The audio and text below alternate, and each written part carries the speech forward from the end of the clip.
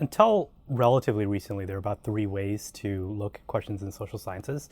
The first was to run a laboratory experiment. So you'd invite people into the lab, typically undergraduates. You would expose them to a series of stimuli and see how they respond. The second way is to administer a survey. And so you ask people their attitudes, ask people about their behaviors, why they're doing what they're doing. And then the third way was to look at aggregate measures like GDP or unemployment. And now, using computational social science, for the first time, we have this ability to look at individual level behavior in their natural environment. This is very different from a laboratory experiment. So we're not creating some controlled environment, some fictitious environment. We're seeing how people are actually behaving out in the wild. We're able to look at not aggregate measures, but individual measures.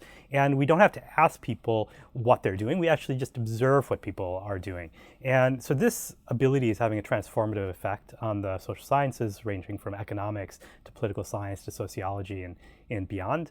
And I find that quite exciting. I mean, to give you a couple examples, it used to be the case that if we wanted to see whether or not a product is going viral, we might look at how popular it was over time. We say, is it exceptionally popular now than it was a week ago versus a week before that? But now we can go in and we can see how did this product or knowledge of this product spread from one person to the next, and actually look at this network of transmission.